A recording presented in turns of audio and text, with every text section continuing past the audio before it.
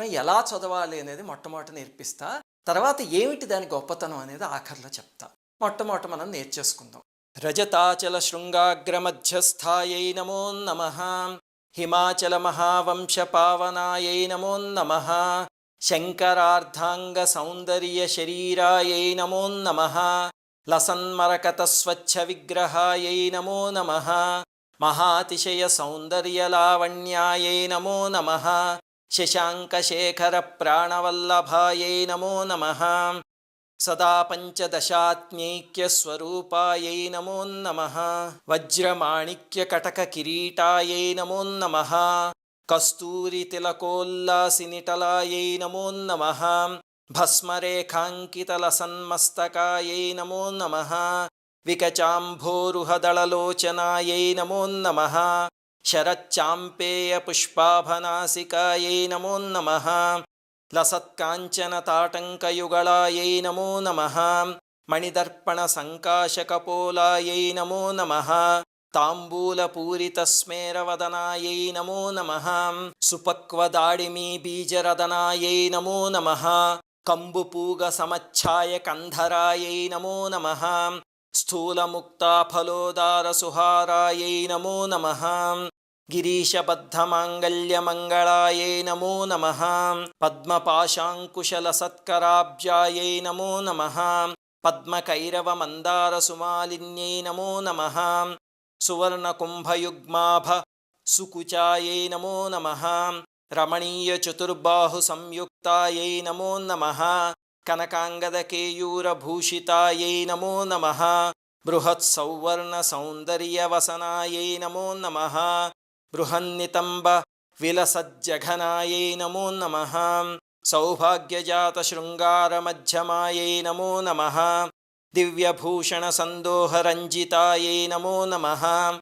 పారిజాత గుణాధిక్య పదాబ్జాయై నమో నమః. సుపద్మరాగ సంకాశచరణాయై నమో నమః. కామకోటి మహాపద్మపీఠస్థాయై నమో నమః. శ్రీకంఠనేత్రకుముద చంద్రికాయై నమో నమః. సచామరరమావాణీరంజితాయై నమో నమః. భక్తరక్షణ దాక్షిణ్యకటాక్షాయై నమో నమః. భూతేశాలింగనోద్భూతపులకాంగ్యై నమో నమః. అనంగజనకాపాంగవీక్షణాయై నమో నమః. బ్రహ్మోపేంద్రశిరోరత్నరంజితాయై నమో నమః. శశీముఖ్యామరవధూసేవితాయై నమో నమః. లీలాకల్పితబ్రహ్మాండమండలాయై నమో నమః. అమృతాదిమహాశక్తిసంవృతాయై నమో నమః. ఏకాతపత్రసామ్రాజ్యదాయికాయై నమో నమః. సనకాదిసమారాధ్యపాదుకాయై నమో నమః. దేవర్షిభిస్తూయమానవైభవాయై నమో నమః. కలశోద్భవదుర్వాసపూజితాయై నమో నమః. మత్తేభవక్త్రషడ్వక్త్రవత్సలాయై నమో నమః. చక్రరాజమహాయంత్రమధ్యవర్త్యై నమో నమః. చిదగ్నికుండసంభూతసుదేహాయై నమో నమః. శశాంకఖండసంయుక్తమకుటాయై నమో నమః. మత్తహంసవధూమందగమనాయై నమో నమః. వందారుజనసందోహవందితాయై నమో నమః. అంతర్ముఖజనానందఫలదాయై నమో నమః. పతివ్రతాంగనాభీష్టఫలదాయై నమో నమః. అవ్యాజకరుణాపూరపూరితాయై నమో నమః. నితాంతసచ్చిదానందసంయుక్తాయై నమో నమః. సహస్రసూర్యసంయుక్తప్రకాశాయై నమో నమః. రత్నచింతామణిగృహమధ్యస్థాయై నమో నమః. హానివృద్ధిగుణాధిక్యరహితాయై నమో నమః. మహాపద్మాటవీమధ్యనివాసాయై నమో నమః. జాగ్రత్స్వప్నసుషుప్తీనాం సాక్షిభూత్యై నమో నమః. మహాపాపోఘపాపానాం వినాశిన్యై నమో నమః. దుష్టభీతిమహాభీతిభంజనాయై నమో నమః. సమస్తదేవదనుజప్రేరకాయై నమో నమః. సమస్తహృదయాంభోజనిలయాయై నమో నమః. అనాహతమహాపద్మమందిరాయై నమో నమః. సహస్రారసరోజాతవాసితాయై నమో నమః. పునరావృత్తిరహితపురస్థాయై నమో నమః. వాణీ గాయత్రీ సావిత్రీ సన్నుతాయై నమో నమః. రమాభూమిసుతారాధ్యపదాబ్జాయై నమో నమః. లోపాముద్రార్చిత శ్రీమచ్చరణాయై నమో నమః. సహస్రరతి సౌందర్య శరీరాయై నమో నమః.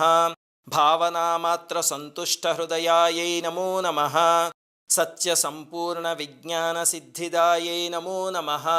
శ్రీలోచన కృతోల్లాస ఫలదాయై నమో నమః. శ్రీ సుధాబ్ధిమణిద్వీప మధ్యగాయై నమో నమః. దక్షాధ్వర వినిర్భేద సాధనాయై నమో నమః. శ్రీనాథ సోదరీభూత శోభితాయై నమో నమః. చంద్రశేఖర భక్తార్తిభంజనాయై నమో నమః. సర్వోపాధి వినిర్ముక్త చైతన్యాయై నమో నమః. నామపారాయణాభీష్టఫలదాయై నమో నమః. సృష్టిస్థితితిరోధాన సంకల్పాయై నమో నమః. శ్రీ షోడశాక్షరీ మంత్రమధ్యగాయై నమో నమః. అనాద్యంత స్వయంభూత దివ్యమూర్త్యై నమో నమః. భక్తహంస పారిముఖ్య వియోగాయై నమో నమః. మాతృమండల సంయుక్త లలితాయై నమో నమః. భండదైత్య మహాసత్వనాశనాయై నమో నమః. క్రూరభండ శిరచ్ఛేద నిపుణాయై నమో నమః. ధాత్రచ్యుత శురాధీశ సుఖదాయై నమో నమః. చండముండ నిశుంభాది ఖండనాయై నమో నమః. రక్తాక్షరక్తజిహ్వాది శిక్షణాయై నమో నమః. మహిషాసుర దూర్వీర్య నిగ్రహాయై నమో నమః. అభ్రకేశ మహోత్సాహకారణాయై నమో నమః. మహేశయుక్త నటన తత్పరాయై నమో నమః. నిజభర్తృముఖాంభోజ చింతనాయై నమో నమః. వృషభధ్వజ విజ్ఞాన భావనాయై నమో నమః. జన్మ మృత్యుజరారోగ భంజనాయై నమో నమః. విధేయముక్త విజ్ఞాన సిద్ధిదాయై నమో నమః. కామక్రోధాది షడ్వర్గనాశనాయై నమో నమః. రాజరాజార్చిత పదసరోజాయై నమో నమః. సర్వవేదాంత సంసిద్ధ సుతత్వాయై నమో నమః. శ్రీవీరభక్త విజ్ఞాన నిధానాయై నమో నమః. అశేష దుష్టదనుజసూదనాయై నమో నమః.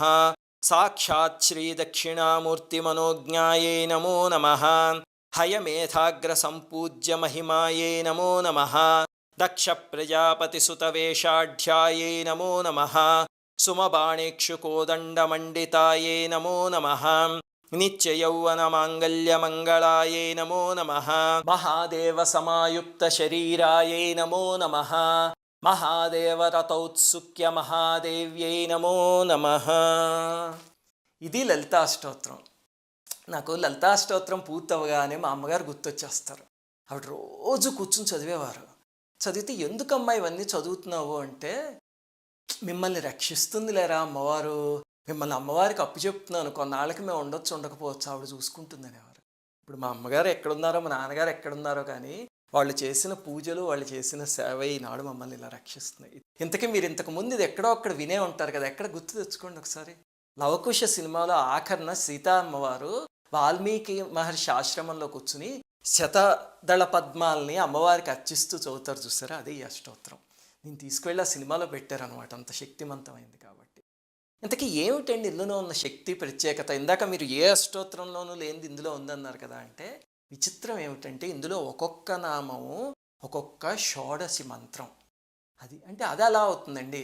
మీరు సామాన్యంగా ఏ అష్టోత్తరమైనా తీసి చూడండి, అందులో కొన్ని నామాలు పెద్ద ఉంటాయి, కొన్ని నామాలు చిన్న ఉంటాయి, అంతేనా? ఎవరిదైనా వినాయకుడిది కానీ పరమేశ్వరుడిది కానీ విష్ణుమూర్తిది కానీ ఎవరివైనా తీసి చూడండి, కృష్ణువైనా అలా ఉంటాయి.